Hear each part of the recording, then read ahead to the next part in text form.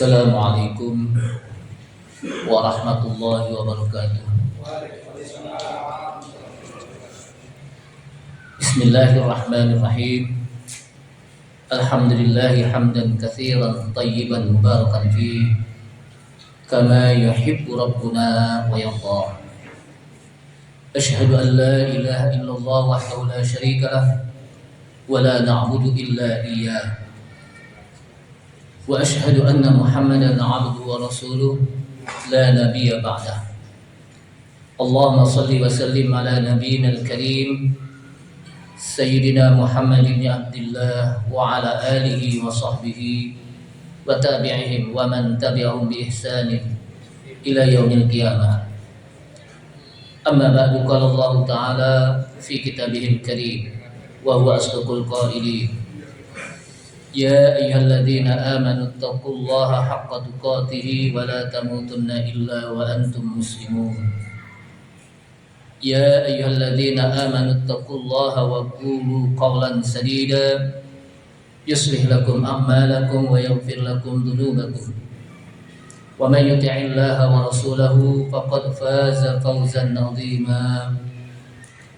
Wa qala Rasulullah sallallahu alaihi wasallam fa inna asdaqal hadithi kitabullah ta'ala wa khairal huda huda Muhammadin sallallahu alaihi wasallam wa syarrul umuri muhdatsatuha wa kullu muhdatsatin bid'ah wa kullu bid'atin dhalalah wa kullu dhalalatin finnar.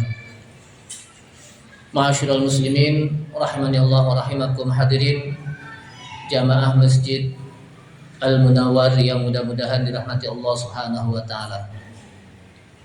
Mengawali dari kajian kitab Bulughul Maram pada bab sifat salat Nabi, mari sama-sama kita memanjatkan puji serta syukur kita kepada Allah Subhanahu wa taala yang telah begitu banyak memberikan nikmat-nikmatnya kepada kita sekalian. Namun nikmat yang paling utama adalah nikmat iman dan Islam. Karena nikmat inilah yang akan bisa membawa kita untuk masuk ke dalam surga Allah Subhanahu wa taala. Salawat serta salam tak lupa kita sampaikan kepada Nabi kita Nabi Muhammad sallallahu alaihi wasallam beserta para keluarganya, para sahabatnya, para pengikutnya yang senantiasa istiqamah di dalam menjalankan sunnah-sunnahnya. Ma'asyiral muslimin, a'azzani Allah wa iyyakum, kaum muslimin yang mudah-mudahan dimuliakan Allah Subhanahu wa taala. Pada malam ini kita masuk pada hadis yang ke-313, hadis yang diriwayatkan dari riwayat Ibnu Abbas radhiyallahu anhuma dalam riwayat Imam Muslim. Qala Rasulullah sallallahu alaihi wasallam, kata Ibnu Abbas telah bersabda Rasulullah sallallahu alaihi wasallam. Sabda Rasul, ala wa inni nuhitu an aqra'al qur'ana raki'an aw sajidan fa amma ar-ruku'u fa'azzimu fihi ar-rabb wa amma as-sujudu fajtahidu fit du'a'i faqaminun ay yustajaba lakum. Rawahu Muslim. Satu hadis yang disampaikan oleh Rasulullah sallallahu alaihi wasallam. Kata Rasulullah SAW, ala ingatlah, wa inni nuhitu, dan sesungguhnya saya, nuhitu telah dilarang. Siapa yang larang? Allah Subhanahu wa taala. Jadi kata Rasulullah sallallahu alaihi wasallam, wa inni nuhitu, dan sesungguhnya saya telah dilarang an aqra'al qur'ana, untuk membaca Quran. Kapan dilarang? Raki'an aw sajidan, pada saat ruku' ataupun sujud. Fa ammar ruku'u fa'azzimu fihi ar-rabb. Adapun ruku', maka agungkanlah pada saat ruku' tersebut ar-rabb, Tuhan kita. Wa ammas sujud fajtahidu fid du'ai. Dan adapun sujud, maka bersungguh-sungguhlah di dalam berdoa.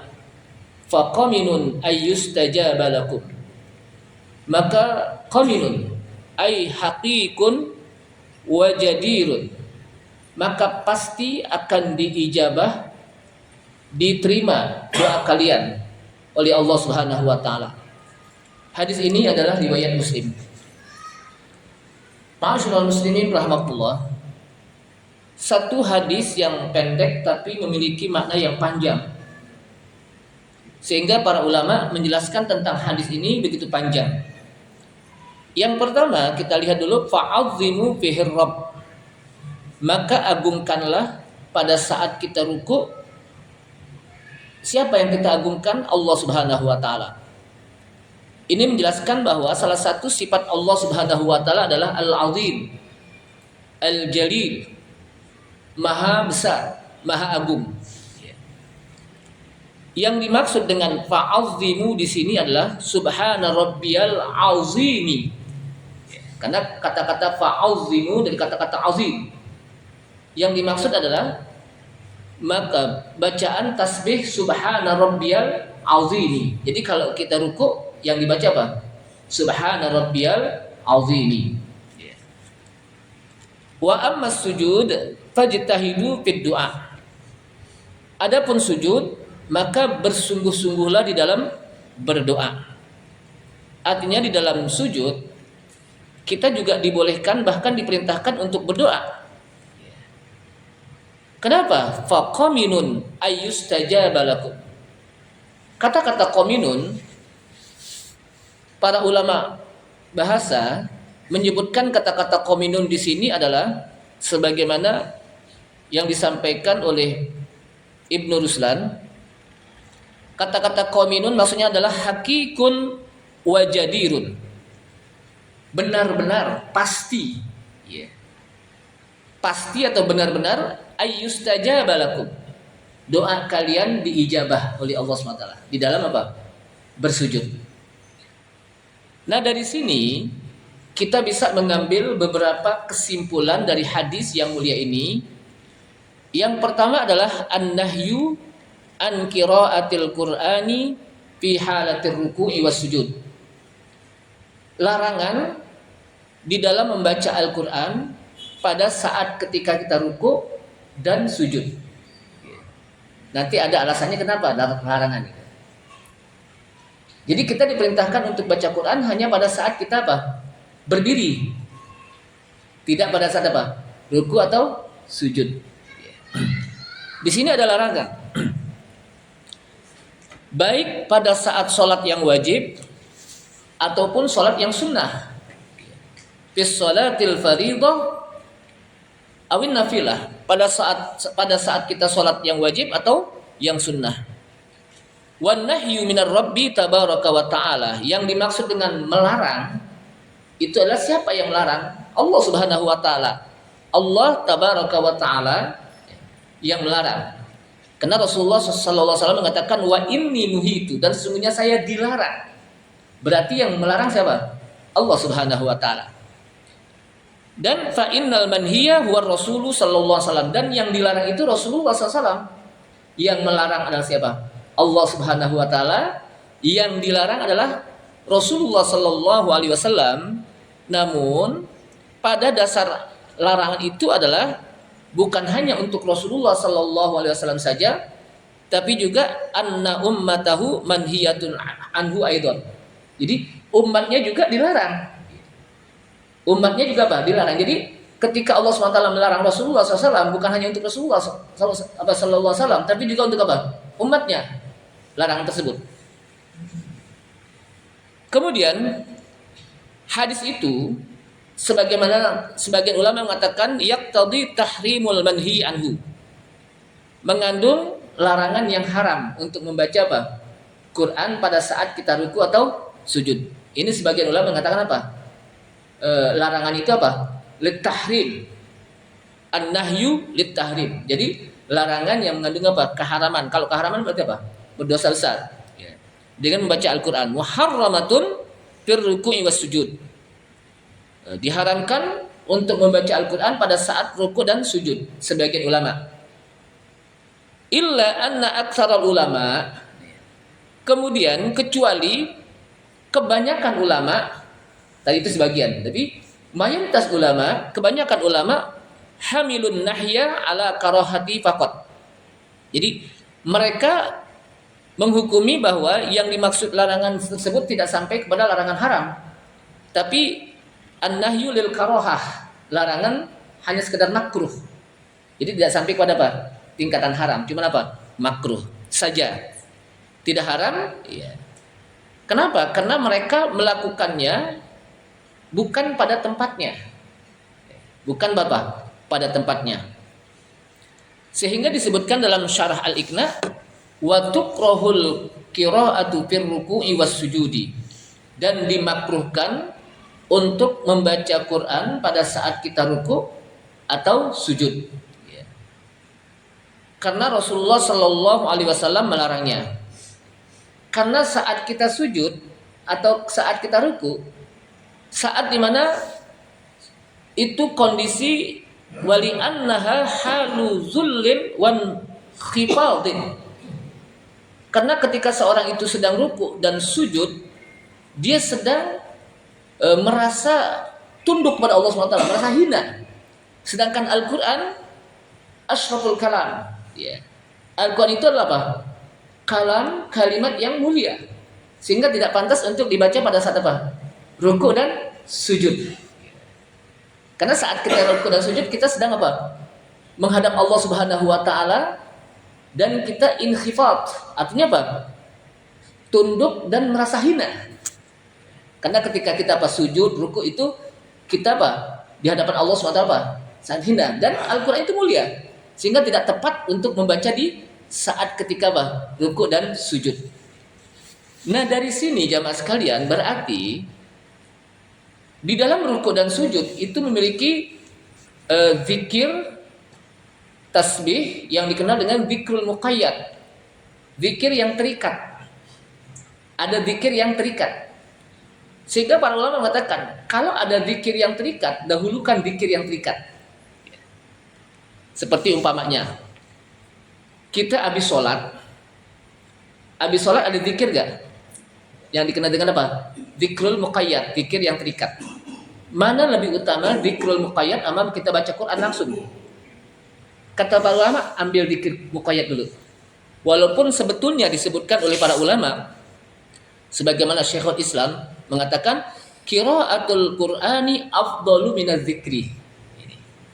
Membaca Al-Quran itu lebih utama daripada kita berzikir.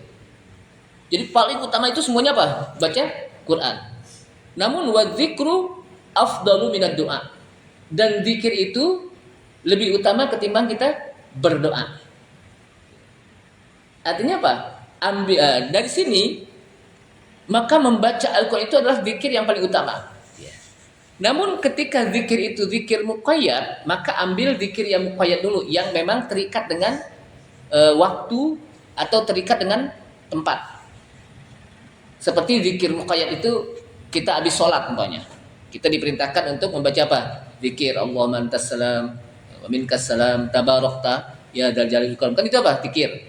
Kemudian kita baca subhanallah 33. Ambil itu dulu. Ya. Kenapa? Karena lebih utama mengambil apa? Zikir muqayyad. Ya. Lebih utama apa? Mengambil apa? Zikir muqayyad.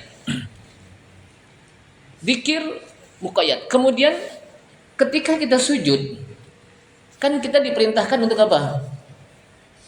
Fa'aksiru bis sujud apa? Wa amma sujud fajtahidu fid du'a. Adapun sujud maka bersungguh-sungguhlah di dalam doa. Nah, sebelum kita berdoa ambil dulu zikir muqayyadnya. Apa itu? Baca tasbih subhana rabbiyal a'la wa bihamdih. Ketika sujud ya.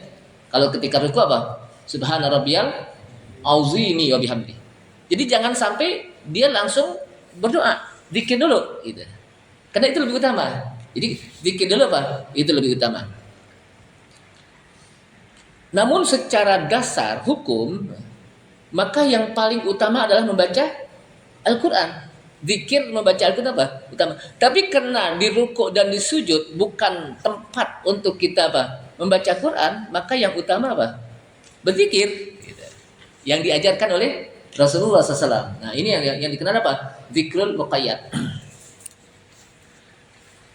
Ma'asyiral muslimin rahmatullah. Jadi alasannya kenapa kita tidak dibolehkan untuk membaca Al-Quran pada saat rukuk dan sujud? Yang pertama, karena Rasulullah SAW tidak membaca Al-Quran gitu saja pada saat rukuk dan sujud. Yang kedua, pada saat kita rukuk dan sujud itu merupakan makanu hali zullin wan khifadin. Itu merupakan tempat di mana seseorang sedang tunduk di hadapan Allah Subhanahu wa taala, menundukkan. Ketika sujud, tempat anggota sujud kita letakkan di lantai. Ketika kita rukuk kita apa? Menunduk. Sehingga para ulama mengatakan kita boleh rukuk dan sujud hanya kepada Allah SWT, nggak boleh kepada makhluk. Makanya kalau ada orang tuh kan ada suka adat ya, adat rukuk, nggak boleh tuh. Rukuknya hanya kepada apa? Allah Subhanahu Wa Taala, dan kepada apa? Ketika apa? Rukuk dan sujud hanya kepada Allah Subhanahu Wa Taala, tidak boleh kepada makhluk. Kemudian rukuk. Ini kadang-kadang ruku ini memang perlu dicontohkan ya, sebab saya lihat ada orang ruku kalau bahasa kita cuma sekedar ruku doang gitu. Yang penting nunduk aja. Sujud juga begitu, yang penting apa? Letakkan jidatnya di lantai saja. Padahal ketika ruku dan sujud itu apa? Harus betul-betul dilakukan sesuai dengan apa yang dituntun oleh Rasulullah Sallallahu Alaihi Wasallam. Mungkin perlu dipraktikin kali ya. Ketika kita ruku ya, maka para ulama mengatakan tangan kita letakkan di dan apa? Tulang apa nih? Lutut apa dengkul nih? Saya nggak tahu nih. Sama aja ya. Kalau mau tahu bilang dengkul. Dengkul, jadi bukan di bawah dengkul. Ada yang begini soalnya nih, saya lihat. Ada nggak? Di sini. Dan ditekan. Kata para ulama bukan begini. Tekan. Ini insya Allah asam uratnya hilang deh kalau begini nih. Tuh. Ditekan itu. Jadi bukan begini. Yang kedua, belakang kita pundaknya rata nih. Ini nih rata nih. Rata. Kemudian pandangan mata kita tidak tuju, tapi ke ujung jempol kita di kaki. Jadi bukan begini. Sehingga rata ini. Seandainya ditaruh minuman nih di sini, saya tidak akan apa? Tumpah. Kenapa? Saking ratanya. Mungkin perlu dipraktikkan kan, coba taruh di sini ya. Coba. Ruku, kakinya begini. Nih, kakinya begini. Jadi dia menghadap ke kiblat nih kaki. Coba. Ya begini gitu. Kakinya ya gitu. Kakinya gini menghadap kiblat. Ruku coba. Tangannya pegang dengkul. Nah, betul. Nah. Ini rata. Ini rata nih. Jadi pandangan mata kita kemana? Ke ujung jempol. Jempol apa ibu jari kaki nih? Ibu jari kaki dia. Agar rata. Jadi tidak nongak begini, tidak juga begini gitu. Lempeng. Jadi tidak nongak, tidak juga tunduk gitu. Coba ulang lagi. Nah, ini rata nih. Seandainya ini rata nih. Dulu kita waktu masih kecil ngaji, kalau belum rata pukul nih ame apa? Ame kalam namanya dulu, kalam dari kayu. Ratain lo. Nah, kalau ditaruh air di sini nih saya, air itu tidak apa? Tumpah. Ini ruku. Nah, sekarang sujud. Ini ruku. Sekarang sujud. Sujud itu kita letakkan kata Rasulullah SAW, umirtu an asjuda ala sab'ati a'udzumin. Aku diperintahkan untuk bersujud di atas 7 tulang. Maka 7 tulang. Mana 7 tulang? Coba ada. Nah, ya boleh masuk sana. 7 tulang. Ya. Nah, ini dia bisa sejajar dengan pundak. Ini bisa juga dengan telinga. Dia bisa telinga, bisa dengan pundak gitu. Dan dia agak lebar. Seandainya kalau anak kambing lewat sini bisa lewat sakit. Ini bagian tidak rapat. Tapi kalau sap kita rapat, sap kita rapat, ya sesuai dengan yang bisa kita lakukan. Seperti kalau kita di Masjidil Haram kan, kalau kita mau lebar juga kita bakal disikut orang, ya udah sesuai dengan apa yang bisa gitu. Nah, kemudian kakinya dirapatkan karena disebutkan dalam riwayat yarusu qadamaihi. Yarus itu apa? Artinya dirapatkan begini. Dirapatkan apa? Begini. Itu namanya apa? Yarusu qadamaihi. Kemudian antara jidat apa kening ya benar nih? Kening ya? Apa jidat? Saya nggak tahu deh. Apa sama dua-duanya ya? Antara jidat atau kening dengan hidung sama. Jadi jangan sampai jidatnya doang. Hidungnya nggak dia apa? Diletakkan. Kenapa ente ngomong takut ntar ini apa? Kelamaan nunduk apa sujud akhirnya lama-lama apa? Pedel gitu. Enggak, insya Allah. Orang Arab Rasulullah itu mancung. Padahal Rasulullah banyak apa? Sujud. Jadi bukan karena sujud itu. Bukan apa? Bukan karena sujud. Bukan karena banyak sujud akhirnya apa? Jadi pedel, bukan. Artinya apa? Letakkan. Kenapa? Karena 7 anggota, 7 tulang. 1 disebut ini masuk hidung. 2 taplak tangan. Jadi tangan kita begini nih ya. Bukan begini. Lurus. Ya. Nah, terus yang ketiga dengkul atau lutut. Yang keempat jari kaki. Coba jari kaki. Nah, dilepuk begitu ya. Nah, begini nih. Ini jari kaki. Tidak begini, tidak diri. Tapi apa? Lekuk ini agar apa? Semua jari-jari ini menghadap kemana? Ke kiblat. Apalagi diangkat, nggak boleh. Begini hari. Jadi apa? Semua jari itu apa? Menghadap ke kiblat. Itu yang diajarkan dalam hadis Rasulullah SAW. Nah, jadi disitulah apa? Cara untuk bagaimana kita berruku dan bersujud. Kemudian, memang sebagian ulama mengatakan bahwa membaca Subhana Rabbiyal Azim sebagaimana Imam Ahmad mengatakan itu apa? Wajib. Subhana Rabbiyal Azim atau juga Subhana Rabbiyal A'la wa bihamdih. Dalam riwayat ini mengatakan apa? Pakai wa bihamdih. Jadi Subhana Rabbiyal Azim wa bihamdih dalam riwayat lain. Atau Subhana Rabbiyal A'la wa bihamdih. Itu wajib. Namun disebutkan di sini ammal a'immah as-salasa, ya. Adapun imam yang 3 selain Imam Ahmad seperti Imam Malik, Abu Hanifah dan juga Al-Imam Syafi'i rahimahullah, fayarawna anna dzalika mustahabun. Mereka berpendapat bahwa bacaan itu mustahab, sunnah. Laisa biwajib. Tidak apa? Wajib. Namun disebutkan lagi bahkan disebutkan lagi di sini oleh An-Nawawi, tasbihur ruku'i was sujud wa su'alul maghfirah sunnah. Membaca tasbih Subhana Rabbiyal Azim atau Subhana Rabbiyal A'la, dan juga ketika kita sujud berdoa minta ampun kepada Allah SWT, itu sunnah, walaysa biwajib. Dan ini pendapat Abu Hanifah, Imam Malik dan Asy-Syafi'i. Namun yang rajih, yang lebih baik adalah ketika terjadi persisihan seperti ini, maka sebaiknya kita baca. Kenapa? Karena mudah. Kenapa? Mudah. Subhana Rabbiyal Azim. Riwayat ini mengatakan wa bihamdi atau Subhana Rabbiyal A'la wa bihamdi. Kenapa? Karena ini kan perbedaan yang sebenarnya apa? Khilafiyah. Nah, ketika dua khilafiyah ini terjadi, maka ketika kita keluar dari khilafiyah ini, maka itu mustahab. Sehingga yang terbaik bagi kita apa? Adalah membacanya. Seandainya dihukumkan bahwa itu wajib, kita sudah membaca. Kalau ditakdirkan itu hukumnya merupakan sunnah, kita sudah mendapatkan apa? Pahala. Itu saja. Namun rukuknya dan sujudnya rukun. Ingat, ini bukan bacaannya nih. Rukuknya dan sujudnya rukun. Artinya kalau orang tidak rukuk dan tidak sujud, sah nggak sholatnya? Nggak sah. Adapun bacaannya masih berselisih para ulama. Namun yang terbaik adalah baca. Kenapa? Karena kita nggak tahu hukumnya apa kan, kecuali para ulama yang menjelaskan. Sehingga al-khuruj minal khilaf sunnah. Ditakdirkan kalau itu wajib, kita sudah membaca, gugur kewajiban.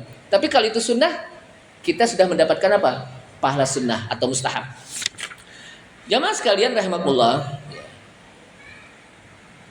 Nah, ketika datang hadis sebagaimana yang disampaikan dalam riwayat Imam Ahmad dan Sunan Abu Daud dari hadis Uqbah bin Amir, ketika turun ayat fasabbih bismi rabbikal azim, itu di dalam surat Al-Waqiah. Jadi di dalam surat Al-Waqiah itu ada bacaan fasabbih bismi rabbikal azim, maka bertasbihlah dengan nama Rabb kamu yang maha agung. Maka kata Nabi SAW, ij'aluha fi ruku'ikum, Jadikan bacaan itu di ruku kamu. Maksudnya apa? Subhana rabbiyal azim. Kenapa? Karena sudah sesuai dengan apa? Ayat tadi fasabbih. Kita diperintahkan untuk bertasbih. Bismi rabbik, dengan nama Rabb kamu al-azim yang maha besar, maka tasbihnya subhana rabbiyal azim. Ij'aluha fi ruku'ikum. Jadikan bacaan itu pada ruku kamu. Nah, begitu juga di dalam hadis lain dari riwayat Uqbah bin Amir juga, ketika turun ayat Sabbihisna rabbikal a'la. Surat apa itu? Al-A'la yang biasa dibaca di hari Jumat ya. Sabbihisna rabbikal a'la. Bertasbihlah dengan nama Rabb kamu yang a'la, yang maha tinggi. Maka kata Rasulullah SAW, ij'aluha fi sujudikum. Jadikan bacaan itu di dalam sujud kamu. Maksudnya apa? Subhana rabbiyal a'la, dari kata-kata sabbihisma rabbikal a'la. Ij'aluha fi sujudikum. Jadikanlah bacaan itu di dalam sujud kalian. Nah, kata-kata ij'aluha yang mengatakan wajib bahwa bacaan ini adalah karena ij'aluha, jadikanlah. Itu kan fi'il amar. Fi'il amar itu kata para ulama al-amru fil asli lil wujub. Asal dasar perintah itu apa? Wajib. Sehingga sebagian ulama mengatakan apa? Baca, wajib. Subhana rabbiyal azim. Pada saat kita apa? Ruku, dan pada saat kita apa? Sujud, subhana rabbiyal a'la. Riwayat lain mengatakan dengan penambahan wa bihamdih. Berarti bacanya subhana rabbiyal azimi wa bihamdih. Ketika kita ruku dan ketika kita sujud, subhana rabbiyal a'la wa bihamdih. Itu boleh dua-duanya.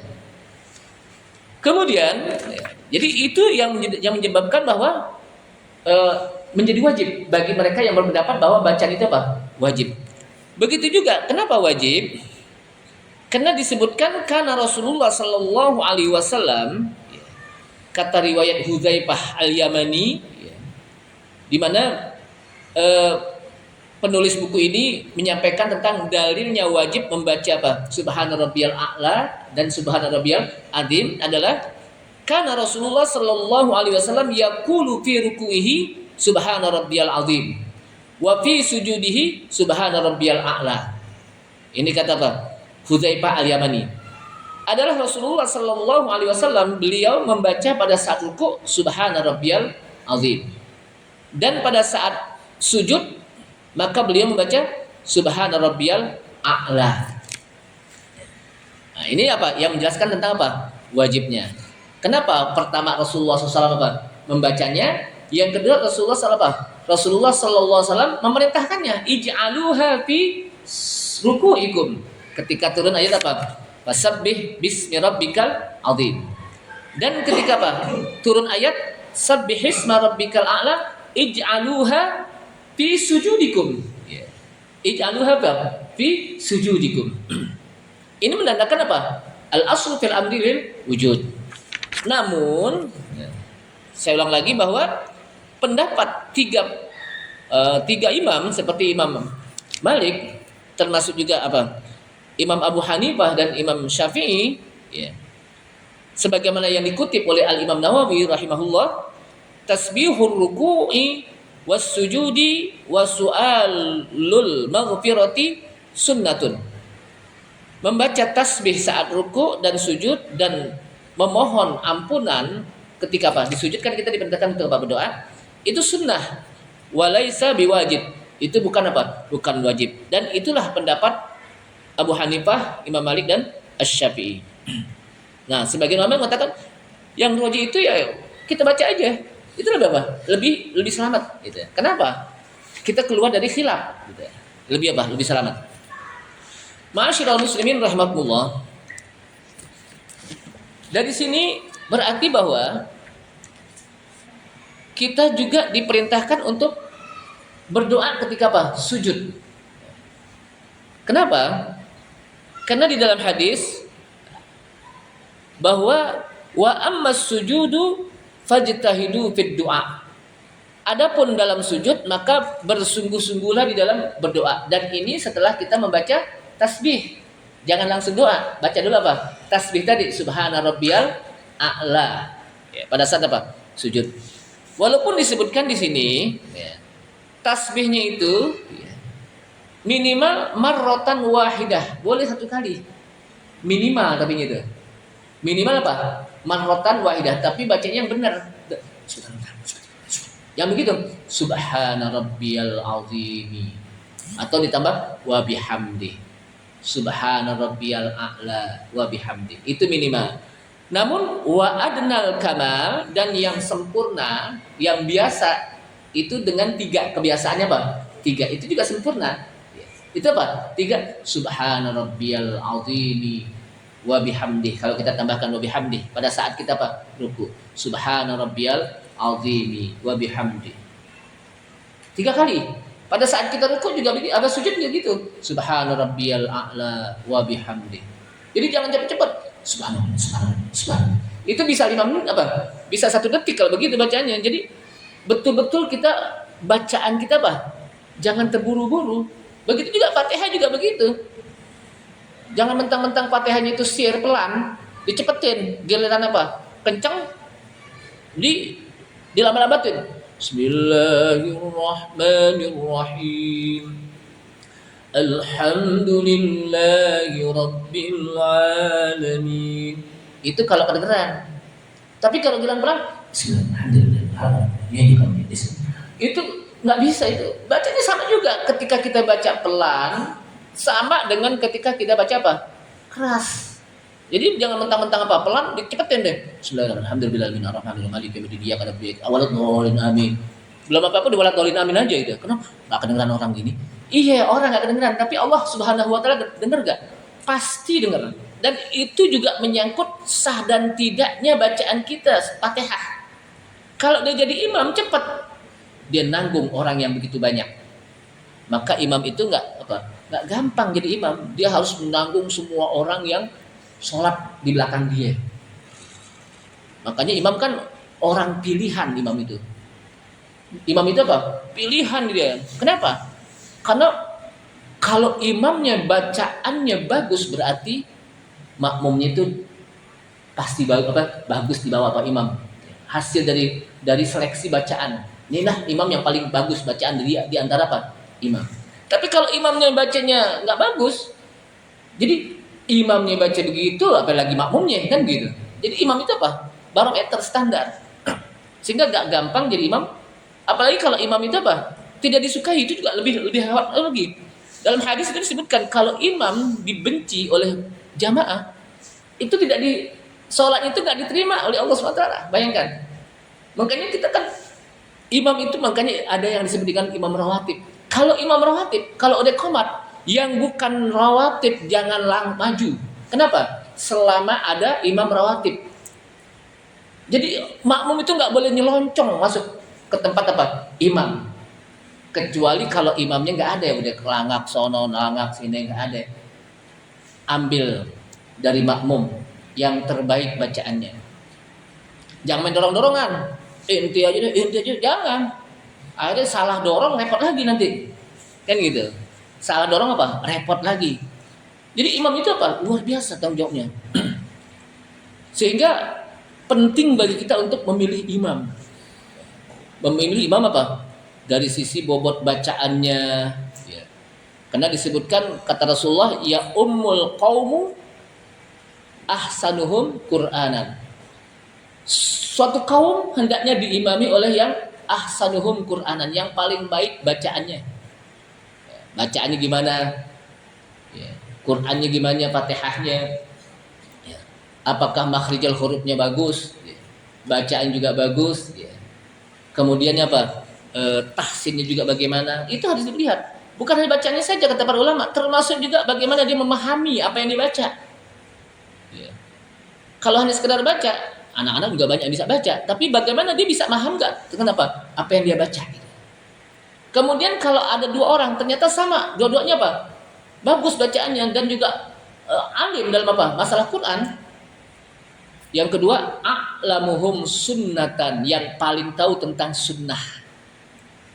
Bagaimana dia tahu gak yang hal-hal yang bisa membatalkan sholat, rukun sholat, syarat sholat, apa saja yang diutamakan ketika kita sholat, Itu harus tahu. Jangan sampai jadi imam tapi nggak tahu yang membatalkan sholat atau yang bisa membatalkan sholat berjamaah. Itu harus tahu. Kalau dua-duanya sama juga, ternyata ada dua rakaat ternyata sama. Maka kata Rasulullah, aqdamuhum hijratan, yang paling duluan hijrah. Kalau sekarang kan nggak ada. Kalau itu yang paling duluan maksudnya apa? Yang paling apa? Tahu deh.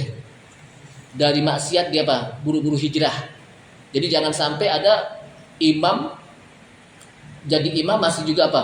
Masih nongkrong di pinggir jalan aja, masih dorong-dorong apa? Kayu, tahu dorong-dorong kayu. Ya, setel. Kan nggak enak. Jadi imam masih nongkrong di tempat judi. Itu kayaknya imam kita tadi itu lagi masang judi tuh. Nggak enak banget kalau begitu. Ya. Jadi harus muruah kalau bahasa apa? Harus menjaga. Karena di imam pemimpin di dalam sholat yang bisa memberikan tanggung jawab kepada makmum. Kalau sama juga, maka kata para ulama, aksaruhum sinnan, yang paling tua. Kenapa? Karena yang paling tua, kalau orang Betawi bilang apa? Udah tahu asam garamnya deh. Udah teruji, namanya tua. Kenapa? Karena anak muda kan belum tentu sampai ke tua. Tapi kalau orang tua udah pernah muda belum? Orang tua udah pernah muda. Tapi anak muda pernah tua gak? Belum tentu. Makanya apa? Aksaruhum sinnan. Kenapa? Sudah teruji yang tua. Bagaimana dia siapa? Sudah mengalami kehidupan yang lebih apa? Lama. Jamaah sekalian rahimakumullah. Kemudian disebutkan lagi al-afdal al-italah wal ijtihad fid du'a. Yang paling utama adalah memang memanjangkan dan bersungguh-sungguh di dalam berdoa ketika kita sujud. Itu yang paling utama. Namun, kenapa? Kenapa? Karena Rasulullah SAW mengatakan aqrabu ma yakunul abdu min rabbih wa huwa sajid. Hamba yang paling dekat dari Rabb-nya itu adalah mereka yang bersujud. Jadi hamba yang paling dekat kepada Rabb-nya itu adalah mereka yang bersujud. Sehingga yang paling utama adalah mereka yang memperpanjang sujud, memperlama sujud. Kenapa? Karena selama dia sedang sujud, selama itu pula dia sedang dekat kepada Allah Subhanahu wa taala. Dan juga selama itu juga dia berdoa. Karena di sujud ada apa? Disunahkan untuk apa? Fajtahidu fid du'a. Karena kata Rasulullah, wa ammas sujud fajtahidu fid du'a. Adapun sujud maka bersungguh-sungguhlah dia di dalam doa. Dan ini sujud tidak harus di sujud terakhir. Bisa di pertama, kedua, atau ketiga, pokoknya di setiap sujud. Di setiap apa? Sujud. Dan selama dia sujud, selama itu pula dia sedang dekat kepada Rabb-nya, kepada Allah Subhanahu wa taala. Namun, disebutkan di sini, namun wa hadhil italah ma lam yakun fiha isqalun 'alal musalli. Memanjangkan atau melamakan sujud selama dia tidak memberatkan makmum yang sholat di belakangnya. Selama dia tidak memberatkan makmum yang ikut sholat di belakangnya. Kenapa? Karena bisa jadi faminhum al-ajiz, di antara makmum ada yang lemah, diajak kelamaan sujud, hidungnya mampet. Kenapa? Kelamaan sujud mungkin. Atau macam-macam deh gitu, bangkis-bangkis mulu. Ya, bersin-bersin dulu. Mungkin sejadahnya kebanyakan debu kali. Jadi apa? Bersin-bersin dulu. Saking kelamaan apa? Sujudnya umpamanya gitu ya. Au wasahibul hajah. Mungkin ada juga dari makmum itu yang dia punya hajat, butuh. Sehingga membuat yang apa? Makmum ini menjadi apa? Resah ketika ini imam sujudnya lama banget. Dia nggak tahu kali kalau gua apa mau buru-buru ke kantor kan gitu. Maka pada saat itu imam harus bijak. Ya kalau begitu apa? Biasa saja. Kecuali kalau dia mau sholat sendiri deh. Kalau sholat sendiri mau selama-lamanya silakan. Umpamanya sholat malam atau sholat ba'diyah, qobliyah, sholat sunnah fajar atau sholat duha, itu silakan. Untuk dia memperlama sujudnya dan silakan dia meminta apa saja. Kenapa? Karena cuma dia doang. Tapi kalau jadi imam, kan makmum harus ikutin imam. Kalau imamnya belum apa? Belum diri, si makmum ikutin aja. Nah, kalau kelamaan kan kesian imam, makmum. Sehingga apa? Yang terbaik adalah malam yakun fiha ithqalun alal musallin, selama tidak memberatkan orang yang sholat di belakangnya. Ya. Nah, oleh karena itulah jamaah sekalian rahimakumullah. Jadi dalam sujud itu diperintahkan kita untuk apa? Berdoa. Jadi di dalam sholat itu apa? Sujud itu termasuk waktu yang ijabah. Ketika kita sujud, waktu ijabah. Minta apa yang kita minta kepada Allah Subhanahu wa taala. Termasuk juga saat kita tasyahud akhir, itu juga waktu ijabah. Saat tasyahud akhir, saat sujud, tapi sujud yang bukan hanya di sujud terakhir, saya katakan tadi. Bisa di sujud pertama, di rakaat pertama, rakaat kedua, ya. Dan selanjutnya lagi. Atau di setiap sujud. Di setiap sujud. Sujud yang pertama ini saya minta ini, sujud yang kedua ini. Boleh. Jadi masing-masing punya apa? Ada permintaan kita. Gitu. Jamaah sekalian rahimakumullah. Kemudian disebutkan di sini bahkan kalau kita lihat ya, Rasulullah SAW bukan hanya membaca ini dalam apa? Ruku. Bukan hanya apa? Membaca ini dalam ruku dan sujudnya. Ternyata dalam hadis lain, lanjutkan saja ya. Hadis dari Aisyah radhiyallahu anha, qalat, kata Aisyah radhiyallahu anha, karena Rasulullah sallallahu alaihi wasallam adalah Rasulullah sallallahu alaihi wasallam yaqulu fi ruku'ihi wa sujudihi subhanakallahumma rabbana wa bihamdika Allahumma ighfirli. Muttafaqun alaih. Adalah Rasulullah sallallahu alaihi wasallam membaca pada saat rukuknya dan sujudnya. Ini mungkin kita belum pernah baca kali. Tapi ternyata boleh kita baca ini gitu. Apa kata Rasulullah SAW dalam bacaan rukuk dan sujudnya? Subhanakallahumma rabbana wa bihamdik. Maha suci Engkau ya Allah. Allahumma rabbana, ya Allah wahai Rabb kami. Dan dengan memujimu, Allahumma ighfirli, ampunilah aku ya Allah. Nah, bacaan ini sebetulnya bacaan dari penafsiran ayat fasabbih bihamdi rabbika wastaghfirhu innahu kana tawwaba. Ini bacaan aja teman. Dari penafsiran ayat fasabbih bihamdi rabbika wastaghfirhu, itu di mana? Di surat apa itu? An-Nasr. Idza jaa nasrullahi wal fath wa ra'aitan nasa yadkhuluna fi dinillahi afwaja fasabbih bihamdi. Nah, di sini disebutkan fasabbih bihamdi rabbika wastaghfirhu subhanakallahumma rabbana wa bihamdika, bihamdi rabbika wa bihamdika. Kemudian wastaghfirhu Allahumma ighfirli. Wastaghfirhu Allahumma ighfirli. Nah, ini apa? Baca. Jadi artinya boleh. Kenapa? Karena Aisyah radhiyallahu an membaca apa? Kata Aisyah dalam riwayat ini, Rasulullah pernah membaca ini dalam apa? Dalam rukuk dan sujudnya. Yang jelas tidak membaca Al-Qur'an. Karena tidak boleh tadi ya. Tapi apa? Diperintahkan untuk membaca tasbih, ya. Membaca apa? Dzikir tasbih. Nah, kata Aisyah, bacaan ini adalah fa inna Aisyah radhiyallahu an takul. Kata Aisyah radhiyallahu anha bahwa bacaan ini adalah innahu yata'awwalul Qur'an. Sesungguhnya bacaan ini, bacaan yang tadi yaitu subhanakallahumma rabbana wa bihamdika Allahumma ighfirli, itu adalah yata'awwalul Qur'an. Itu merupakan tafsiran Al-Qur'an dari surat apa? An-Nasr tadi. Muttafaqun alaih. Ini saja, mudah-mudahan bermanfaat. Jadi artinya tidak membaca apa? Tidak hanya baca apa? Subhana rabbiyal azimi atau subhana rabbiyal azimi wa bihamdi atau subhana rabbiyal a'la atau subhana rabbiyal a'la wa bihamdi dalam sujud. Tapi juga boleh bacaan lain ternyata yang diriwayatkan oleh Aisyah, subhanakallahumma rabbana wa bihamdika Allahumma ighfirli. Ini saja, mudah-mudahan bermanfaat. Dan artinya bahwa kita mendapatkan ilmu bahwa bukan itu saja bacaan. Ya, inilah wawasan yang sebuah wawasan.